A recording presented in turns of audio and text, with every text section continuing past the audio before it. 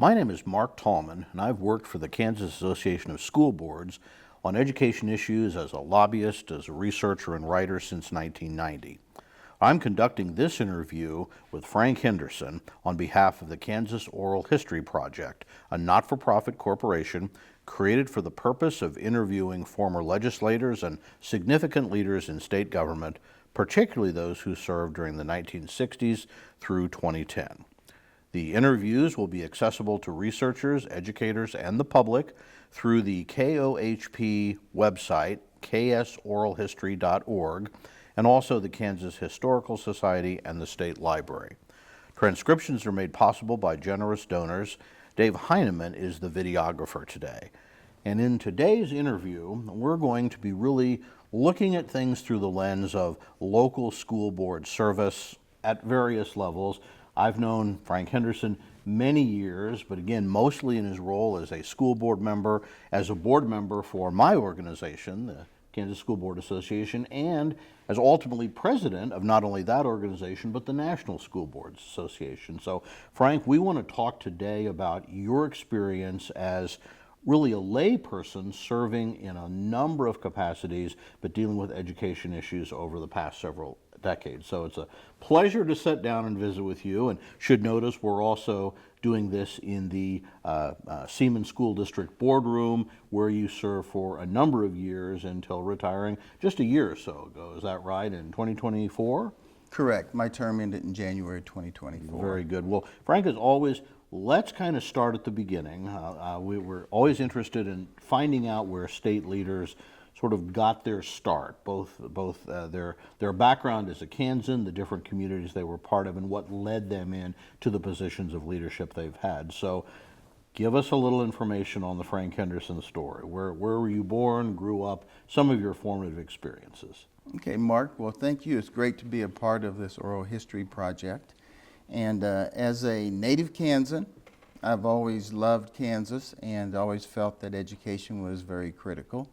I grew up in western Kansas, and when I tell people that, I'm like, this is real western Kansas. I grew up in Hayes, which I thought was western Kansas, until I meet people like you. Yeah, not the folks that believe when they get to Salina they're in the middle of nowhere. But I grew up in Wallace County, which Wallace County, of course, borders the Colorado-Kansas state line, and a little community called Sharon Springs, small farming community.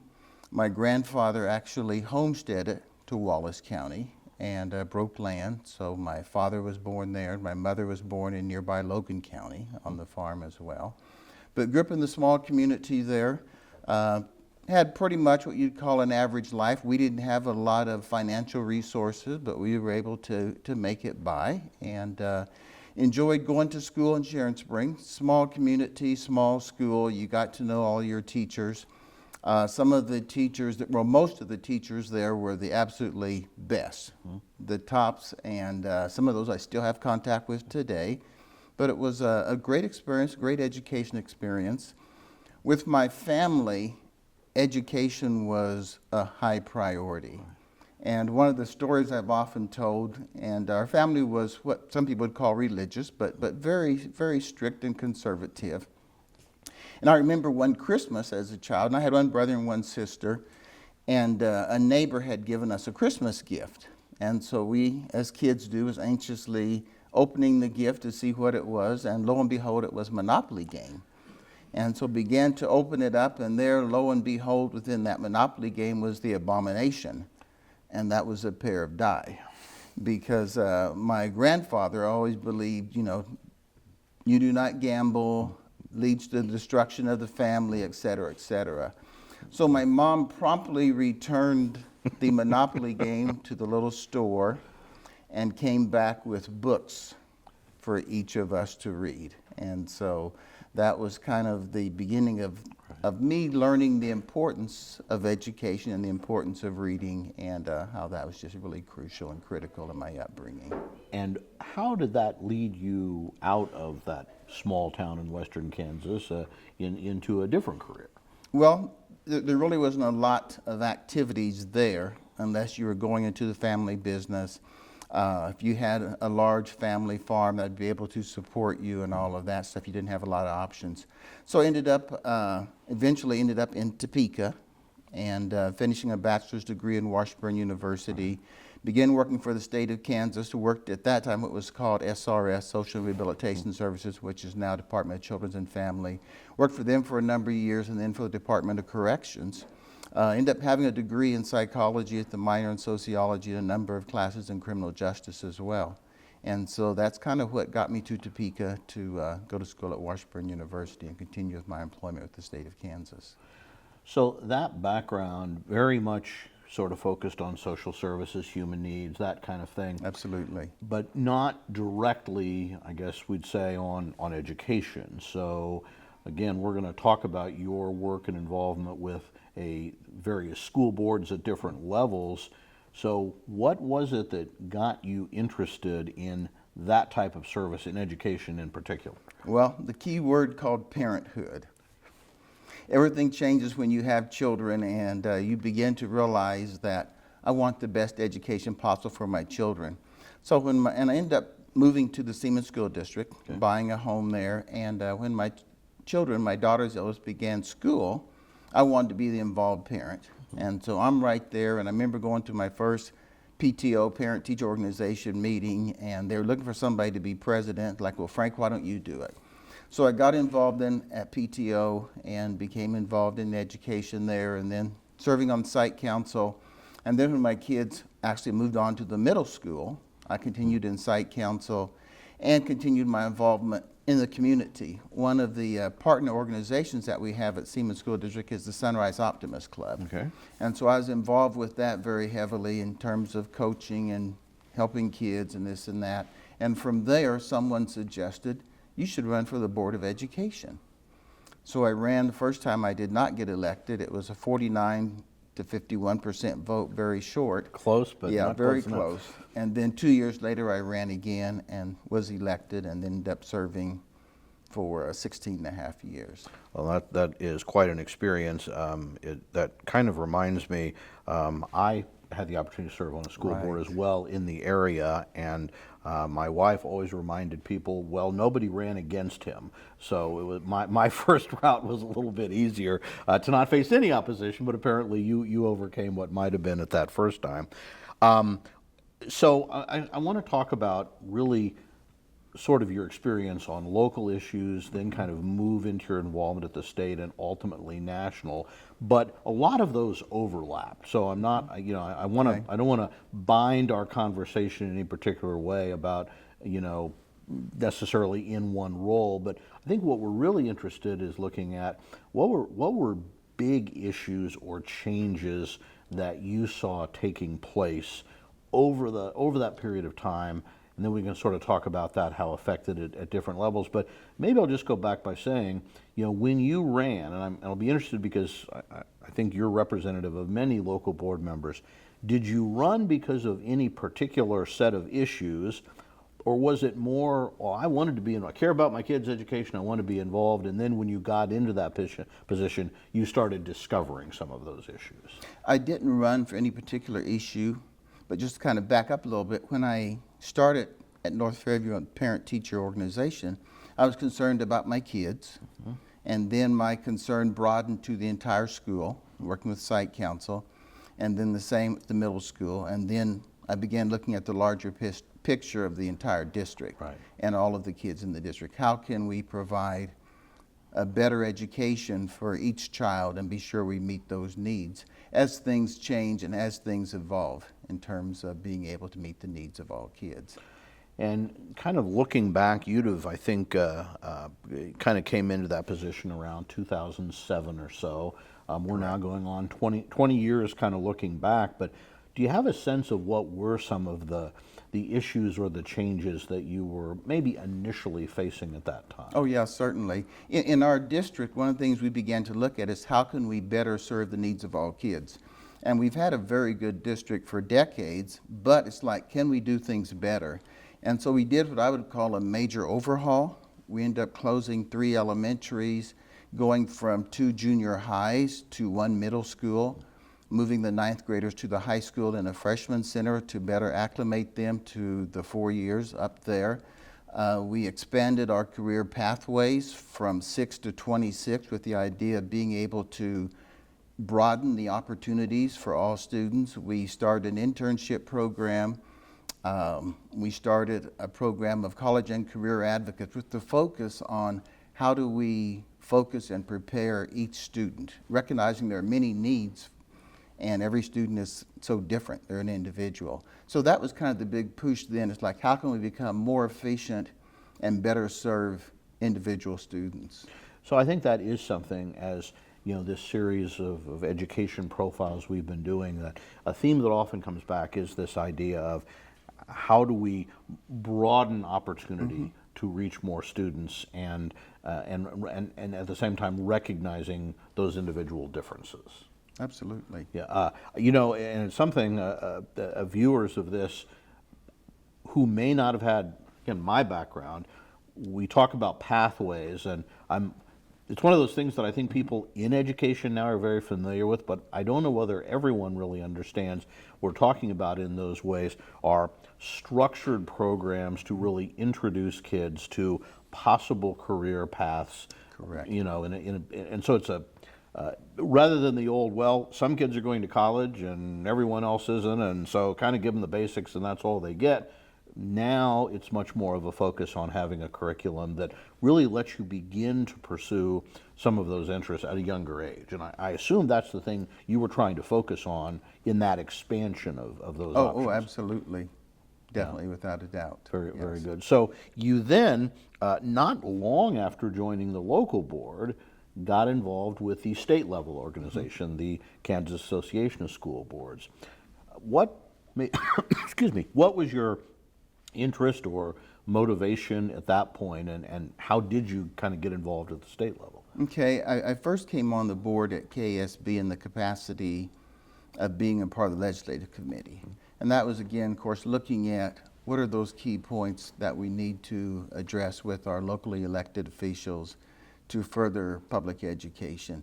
And from there, then I took a seat as a Region 2 representative on that board member, representing there were 33 districts in that region. Again, broadening the scope of the number of students that I'm focusing on caring about. And of course, in education in Kansas, there's always been, for decades now, the discussion about properly funding education. So that became, you know, a large focus of the work we were doing. And of course, from being on the board, then I moved up into the officer rank and became president of KSB. And one of my primary goals then was to ensure that KSB became that true, trusted, primary voice of public education. So when legislators, parents, the general public had questions, they could come to KSB and get the true answers. Because there were a lot of dialogue happening in Kansas regarding public education during that time. And some of the narratives were not true, and people were easily jumping on various bandwagons. And then at the same time, it seemed like there was what I might call an attack upon public education, attack upon our educators. And I felt it was very critical for us to be that strong voice and be able to support our educators and support our students by being able to speak what the truth was and what the needs are, and how actually, you know, dollars don't solve everything, but dollars play an important role in school districts being able to provide the resources that all students need. Your involvement with KASB then really occurred at a time when the state had, you know, and I'm going to give a little historical context. I often have thought of our education system at the K-12 level somewhat marked by school finance litigation, the legislators' response to that, and other things that followed from that. You'd have gotten involved just as the legislature had sort of finished implementing the Montoy results, which really did place a focus on how do we address those achievement gap issues. You know, the Montoy decision, although there were issues around equity in funding and taxes, also were really driven by the idea of how do we help all kids, you know, achieve, what resources do they need. That funding reached its peak in about 2009, but following the Great Recession, funding was pulled back considerably. Our tax cut policy added to that dimension. And so the legislature then spent a decade really trying to kind of come back to that. You'd have been there for all of that. Are there some things, I guess, maybe that struck you about those debates over how do we properly fund that rising opportunity? Well, it was a challenge. And again, I think there was a lot of misinformation that was being placed out there in terms of how schools actually use the dollars and whether there were dollars that were being wasted and dollars being spent in areas that didn't particularly affect student performance. And there were discussions, of course, let's put the dollars in the classrooms, but yet a lot of the folks that were saying that did not understand that many positions that may be considered support positions actually do play a major role in student success within the classroom. And so many of that comes into play. So a lot of it was just truly educating and being able to be that strong advocate. We encourage local board members to speak to your legislators, get in the State House, go to committee meetings, learn what's going on, be involved. And of course, you yourself, Mark, was extremely involved during the legislative sessions, like you were living at the State House, trying to ensure that Thank you for bringing all that was all happening, back, but yeah. and you were at that time, in that very critical moment, a very trusted voice. Well, So, thank you. yes. I hope so. And in being that voice, my job was to try to represent local school boards. And I guess one thing I might ask you to reflect a little bit on, as both maybe your own board and as working from a state perspective, ultimately we'll move on to the national, but talk a little bit about your reflections of just that institution of the local school board, which is kind of uniquely American. In other words, whereas many countries it is more, you have a Ministry of Education or something like that. Our country has long had a very local focus, and the idea that our schools should be managed not by quote unquote professional educators or education experts, although they play a role, but a big role of letting people in local communities kind of be decision makers to an extent. So, talk a little bit about maybe your observations or reflections over your experience of what do local school boards do, and has that changed much over the time that you've been involved? Well, I think local school boards are absolutely critical. Number one, the fact that they are elected officials by that community, then they have responsibility to represent that community.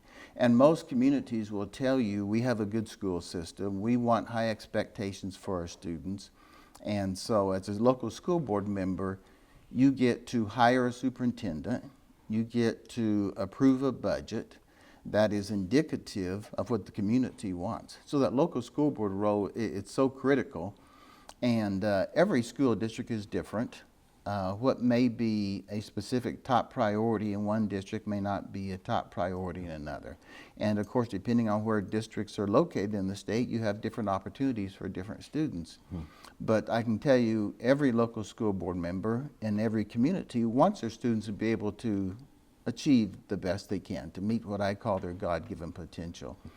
And school board members need to be able to be mindful of, okay, my responsibility is ensure that every student is able to meet that potential.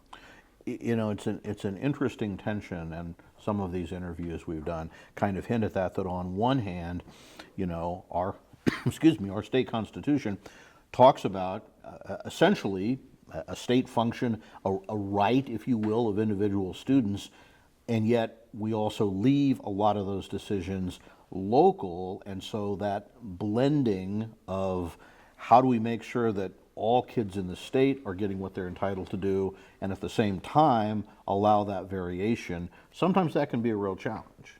And I think that's something that you probably saw. Now, let's move a little bit to the step of somewhere along this you decided that I guess Kansas wasn't big enough for your ambitions, right? So I imagine that most of our viewers have some idea what associations like KASB would do, but you got involved at the national level. So can you talk a little bit about what led to your interest, and maybe what did you learn when you got involved at that level? Well, while I was still on the board at KSB, we would participate in what we call our advocacy conference at the National School Board Association. And the National School Board Association provides support, resources, lobbying efforts, you name it, to help empower local school board members as well as school board state associations such as KESB. So getting involved with that and going to that function, I was able to see the value of that involvement at the national level and being able to be that voice for all students. And as I became involved on that board, I became aware that not every state functioned at the level of Kansas. And I listen and I watch, and I learned that there were a lot of students across the country that were not getting the resources they needed. One of the big efforts that we made at the national level, of course, was to advocate for full funding. Many of those resources many of those efforts focused on Title I funds as well as IDEA, Individuals with Disabilities Education Act. The agreement with the federal government was that they'd provide 40% of the excess costs to educate a student with disabilities, knowing that it did cost more.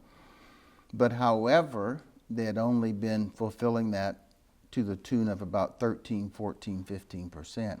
So that was one of the things that we would advocate for at the national level. And again, there were just so many areas that were so critical to all students. And even depending on the part of the country, there were more students being neglected that weren't getting the resources they needed.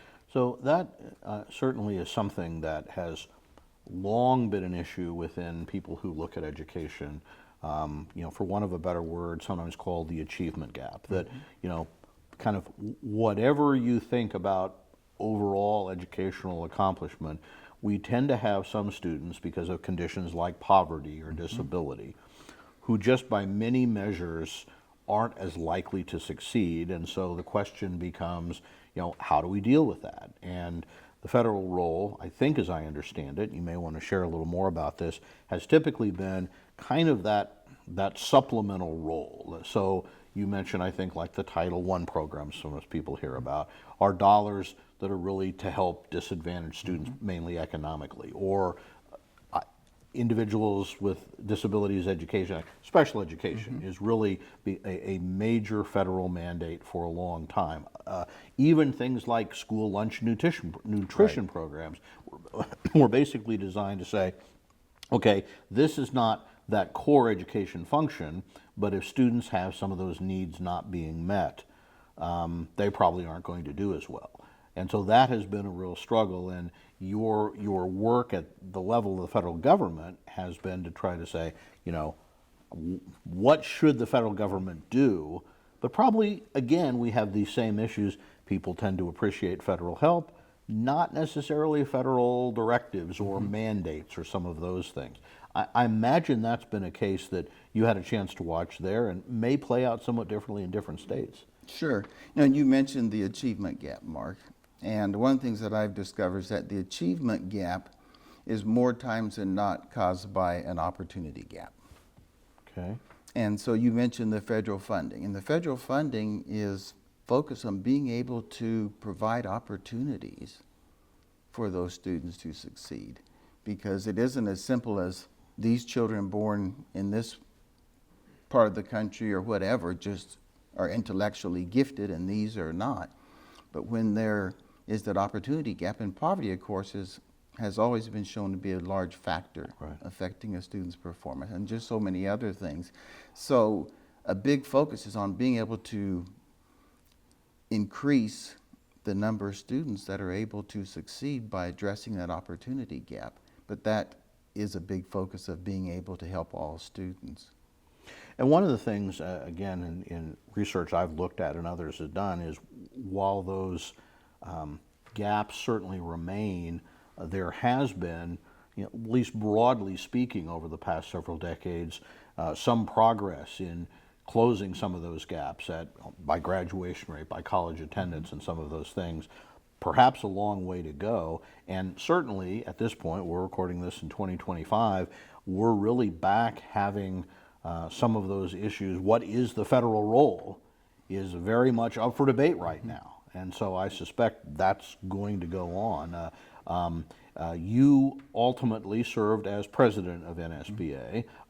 What was your motivation to seek that level, and what were some of the issues and challenges you faced in that office?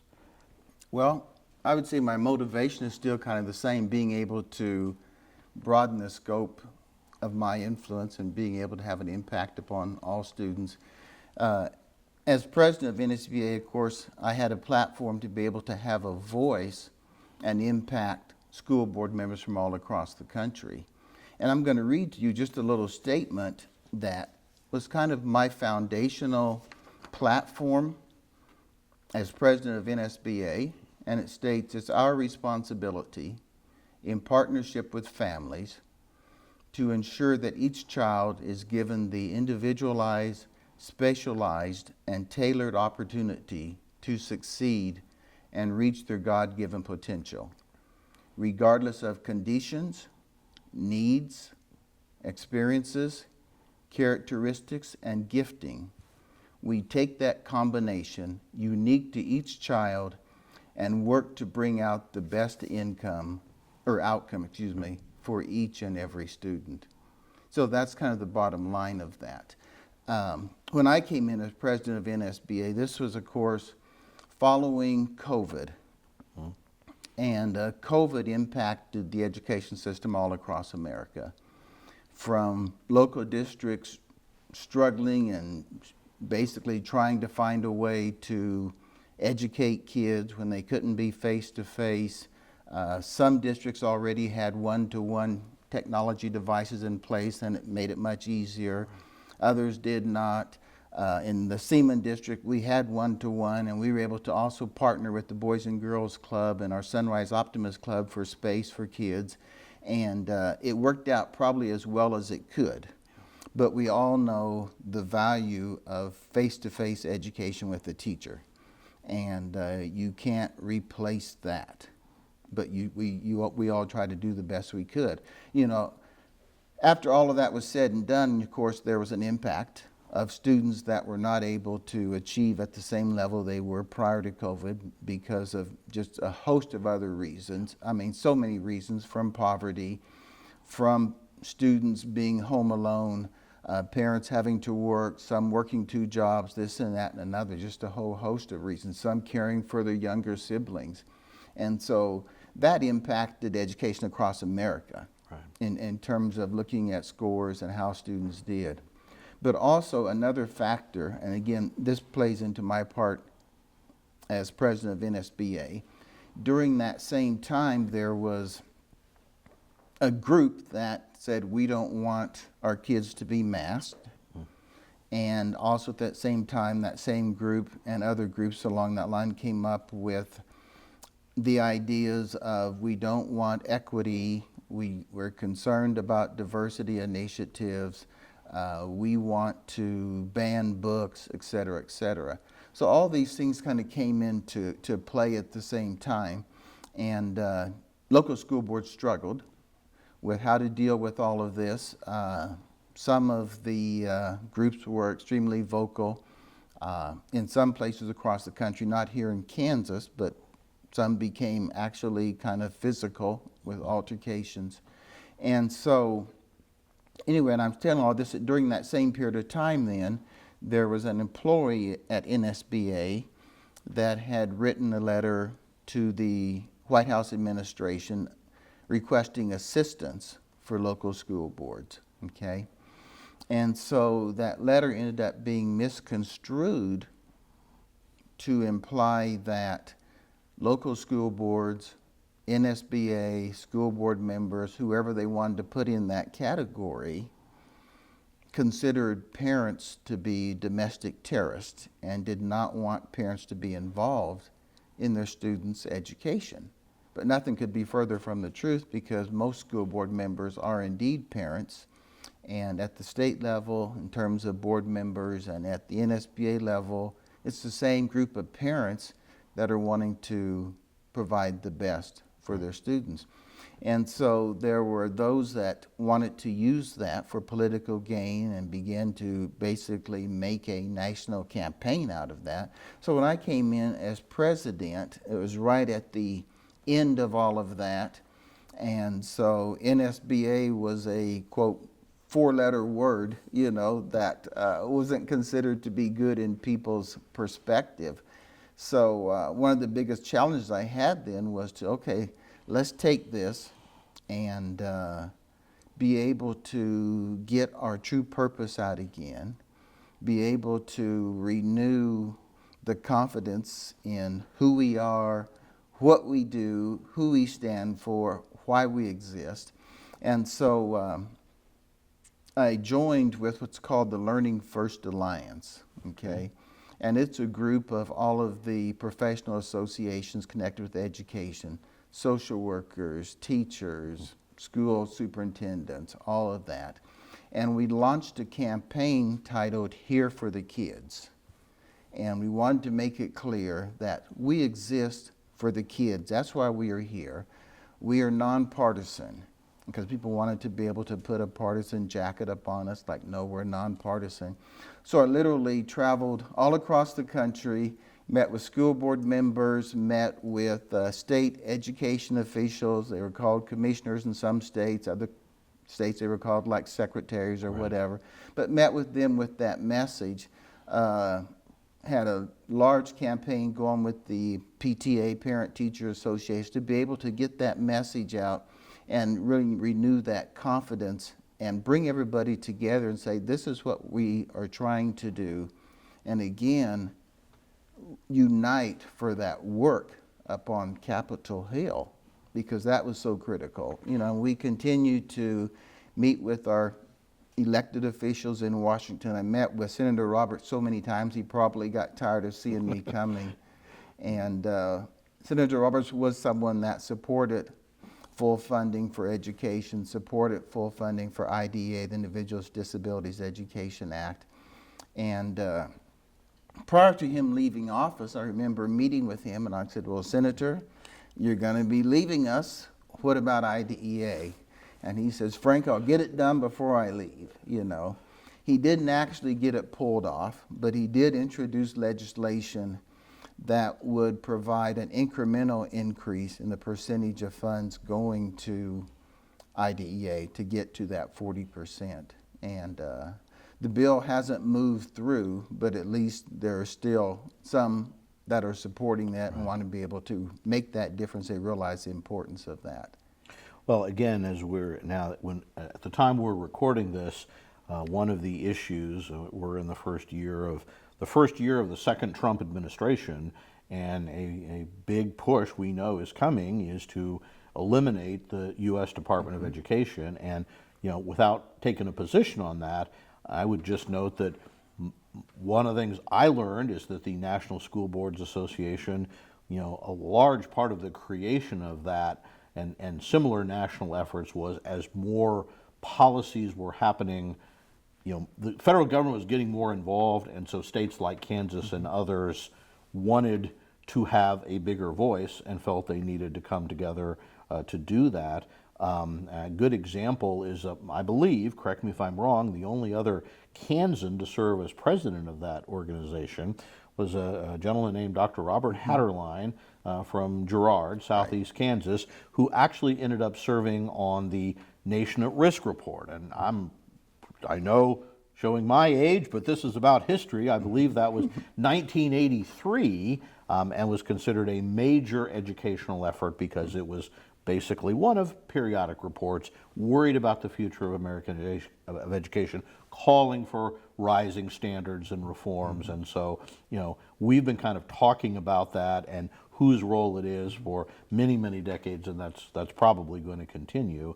So you know, I've forced you to now relive. I'm sure you ran for NSBA president and thought, wow, this is fun. I can defend us, and spent most of the time doing that, having to get a hold of that. I want to talk to you about another local issue that I know was also a challenge for you, but I think goes back to part of what what my understanding was always your need to sort of find a way through controversial issues.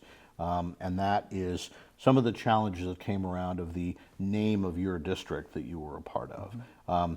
You know, again, you talk about that issues around widening opportunity.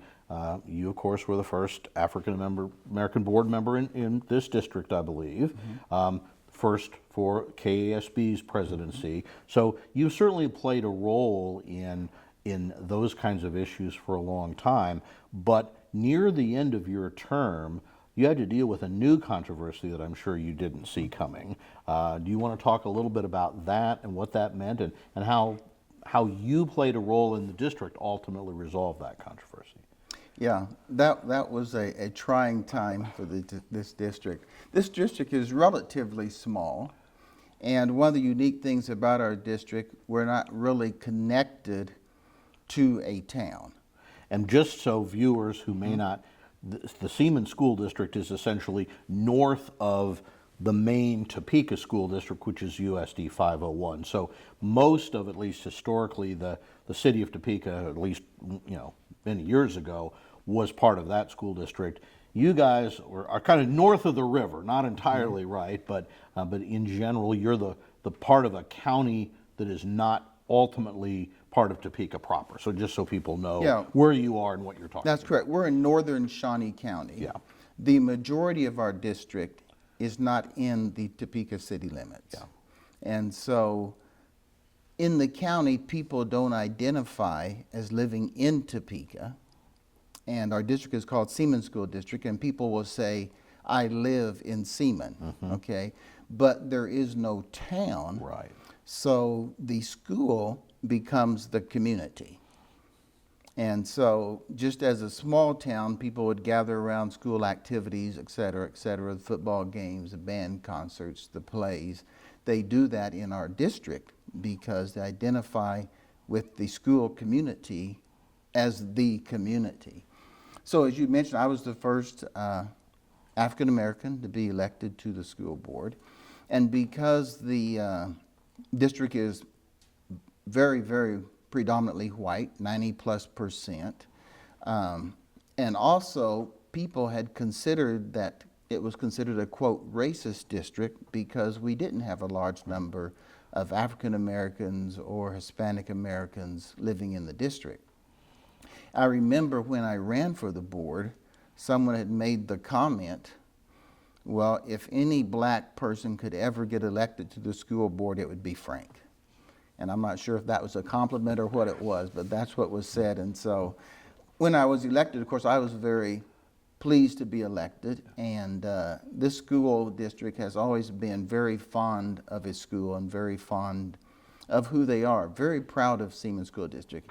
I remember when my daughter was in high school, she came home one day and said, Fred Seaman, the founder of Seaman School District. A superintendent was who Fred Seaman actually was, correct? Correct, yes. He was a high school principal, and because we weren't an actual district initially, okay, and said he was a Klansman. I didn't think anything of it. I just kind of blew it off. I'm like, yeah, right, because people always come up with something. But one of the things about our students, we've always encouraged our students to be involved in civic activity and be involved in ways that they can improve their community. So none of our students actually embarked on a research of Fred Seaman, and not only did they discover he was a Klansman, but he was the Exalted Cyclops of the KKK. And so the students then came before the Board of Education and said, we should change the name because it's not fair, it's not right for our students of color to carry this man's name on their jerseys, on their uniforms, on their graduation diplomas. Right. And so we had a dilemma. I know that within our 7-member board, there would not have been unanimous support to change the name. The community went into an uproar. We actually then contracted with the Kansas Leadership Center Right. out of Wichita to actually engage our community. They're good at engaging communities to address difficult issues. So we actually had a group of 9 members that were all Seaman graduates to be a part of that, and they did anything and everything to research. They had coffee chats, they had everything else. I came up with a document and researched all this material, and there's a great deal, literally hundreds of pages of documents that confirmed that Mr. Seaman was indeed the Exalted Cyclops of the KKK. And so it created a lot of controversy. I'm disappointed in the way some members of the community responded. Some went to name calling of the students. I'm very proud of the students. They remained professional throughout all of it. So in the end, we ended up drafting a resolution. And it seemed like no one was really happy with it, but it was a compromise. And this resolution essentially said, you know, we are going, from this point forward, we're going to align Seaman with the community and not with Fred Seaman. And basically it said that we would support equity, diversity, inclusion for every student in our district. And we have a museum that contains a history, and that basically all the information that was gathered to be a part of the museum, Fred Seaman's image, his pictures would be removed throughout the district, and anything that would remain would be placed in the museum so people would be able to read and know what happened, but making a clear statement that we are supportive of all students. So it seems to me that that challenge was on one hand brought by students who were finding a part of history that really, really concerned them, and a community that felt like, well, we are a community, and you know, those aren't, we aren't responsible for that. And that's exactly the kind of thing that often really digs in every side. Although your compromise didn't make everyone happy, it looks like, as something of an observer, that you at least got through it without really tearing the community apart in a way that sometimes controversy like this can have. Yeah. Is that kind of your... Well, it pretty much tore the community apart just with the discussion. Yeah. Because people were able to draw sides, and it's like, well, I don't like that person because they believe this, Right. or that person believes that side. I don't think anyone was really happy with the resolution, to be honest with you. I know personally I caught flack from both sides. People are saying, well, you know, how could you have not changed? And it was a 7-0 vote to adopt this resolution. Then other people are saying, you know, well, you're basically making Fred Seaman look bad by doing that. But I felt it was the best resolution that we could come up with. And your board, 7 people representing this community, Correct. did come together around that. The board did. It was a 7-0 vote to adopt And that, again, Yes. so we talk about how reflective of local school boards, you know, in my experience, there's always this, well, what is a local school board, right? Is it sort of, well, it's like a board of directors, or, you know, and everyone should get together. But at the same time, it's kind of like a mini legislator or something, Yeah. right? I mean, they're also, and so you do have different sides and different positions. And so working through that, and of course, for most of, well, certainly for most of my experience, there was a prohibition against school board members being paid. That has been changed. I don't know if any boards have made that change. It's rather recent, but it does mean that local school boards are pretty much, very much volunteers, Right. may have an education background. Many do, but many do not, and you know, are ultimately very close to the people they're elected to serve, for good or bad. And so that makes that the positive thing is the ability to be responsive. At the same time, you're kind of only looking at what you know there. How do you connect to larger issues?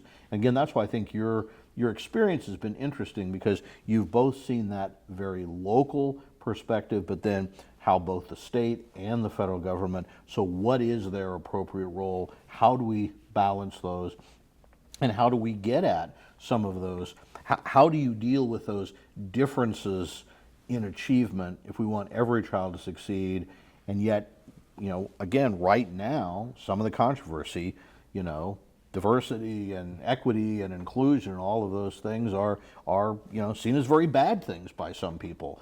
Maybe that comes down to just different interpretations of them. But again, I think it's interesting that you've had the opportunity to see that over a long period of time, really wrestling with how do we implement those issues in a correct way. Mm-hmm. Well, and it's absolutely critical for the federal government to provide some oversight. They enforce EEOC laws when it comes to public education. I mean, if we allowed every state, every district to do what it wanted without any regard, we'd be back to pre-Brown versus Board of Education days. So that tension between how do we ensure that everyone's common rights are protected, but at the same time, how do we let our public schools be responsive to differences in their local community and differences in student needs? That's really something you've been dealing with for a number of years, correct? Right. And of course, the federal government never sets curriculum. The local school boards determines the curriculum. Your state Department of Ed determines the standards.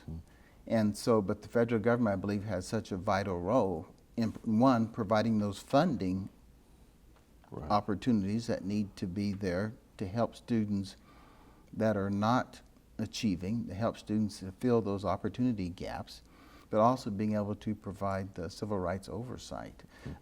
You'd mentioned earlier about the possible elimination of the U.S. Department of Education. And of course, my concern is that what if the funding dries up with that and we're not able to meet the needs of all students, or at least attempt to do that? Or what if the oversight for all students leaves with that? So I think those are the critical elements that need to continue to take place. I want to touch on a couple of other things before we finish up. You talked about kind of your educational background, then going to work, I think, with the Attorney General for a while, having some exposure to issues in the criminal justice system. And then you spent a number of years working with the Topeka Rescue Mission. So again, having exposure to some of the issues around poverty, homelessness. Anything that you maybe want to share, or maybe you've learned or think is important to stress about kind of that connection between education and some of these other issues that we have to deal with as a society? Yeah, well, as president of NSCA, my short line theme was every student matters. And throughout my work career, whether it was serving on the parole board, working in the AG's office, working with the homeless, you're working with individuals, and I believe that God is the creator of all human beings, and everybody has value. People's lives are so different, but I believe that we as fellow humans have the responsibility to see the value in every person and do what we can to be able to help that person fulfill their potential. And I suspect that, you in those roles have kind of seen up close the impact of a successful education, or if a child has, for whatever reason, not been able to be educated, maybe to a certain level. Those are the individuals that tend to be overrepresented in, the criminal justice system or poverty statistics. Those things are students who we haven't been able to reach. Oh, absolutely. And I've often told folks too, I've asked you, I said, do you remember when you were in elementary school, a student that just didn't seem to thrive and just wasn't making it? And they're like, oh yeah, I remember that. I said, well, many of those end up in the correctional system because they didn't have that support. There are many in the correctional system that never learned to read until they were incarcerated. So all those factors are so important in terms of people being able to succeed in life.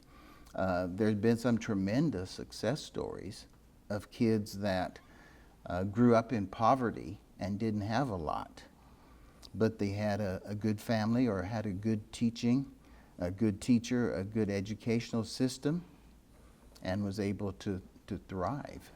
Back to my little community of Sharon Springs, there were very few black individuals there by the time I grew up. When my father was a child, there were many more, but very few when we grew up. And just a handful of us, just a couple of families, but pretty much all of us, the African American kids that grew up, ended up with graduate degrees, 2 attorneys, and some got into the educational system and achieved, very mightily. We often hear that of people who look back on a small community, a small school, which some people worry maybe doesn't provide enough opportunities, but we also hear a lot of stories of people who say a high percentage of those kids are able to go on and succeed. Maybe that means having to move away for other opportunities. Maybe it means they stay with a local business or family farm or something like that. But certainly there's less and less of that. Kansas, like almost every other state, we've seen movement away from our small towns and rural communities. And so the state and its education system has to respond to that. Before we wrap up, you are still involved in education to a degree. You're not with NSBA anymore. But what are you doing? Well, I still have my hand in education. I believe in that. It's a passion for me. I'm actually conducting superintendent searches, and that is helping school districts to find that superintendent that matches their community needs. And going back to the fact that school board members represent the community, and that whole process involves spending a great deal of time not only with administrators in the district, students in the district, teachers in the district, but also the communities, business leaders in the communities, parents, and being able to hear what's important for them in a school superintendent, and then creating what we call that leadership profile report, and then finding individuals that meet that report.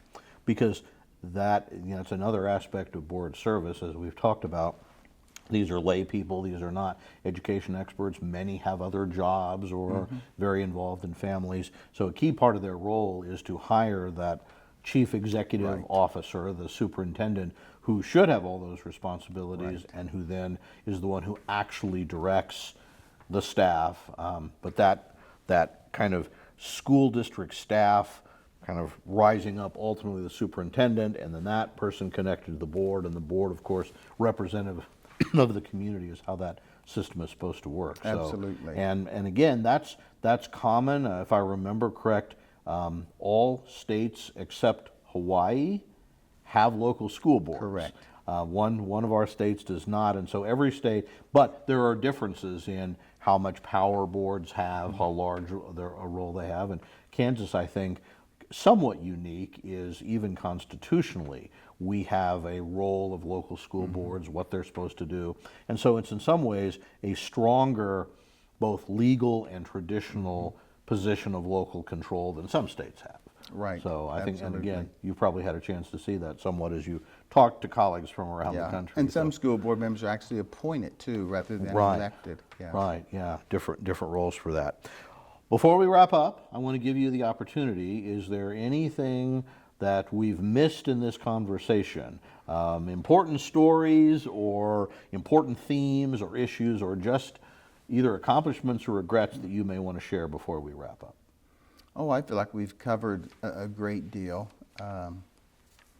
One of the highlights, and just kind of a fun highlight, that I had an opportunity as president of NSBA was to sit down at our national conference and interview Jenna Bush Hager. And she was able to speak to the importance of education with her family and the importance of reading and all of that. And of course, she is a co-host of today's show and always has a book of the month club and emphasizes the importance of reading. So that was kind of a fun highlight. One of the things that she said, which was cute, she's like, contrary to what a lot of people believe, my dad does know how to read and reads a lot. So, yeah. Well, Frank, you've had quite a life from little Sharon Springs, Kansas, to you know, the halls of national power and rubbing shoulders with, I guess, political celebrities, at least in some ways. So you've led a very interesting story, and certainly have been a leader for a long time in education and other parts of state government. So I want to thank you for your time. And I certainly want to thank our viewers who obviously make this possible. Thank you for viewing. Frank, thanks again. Oh, thank you, Mark. My pleasure.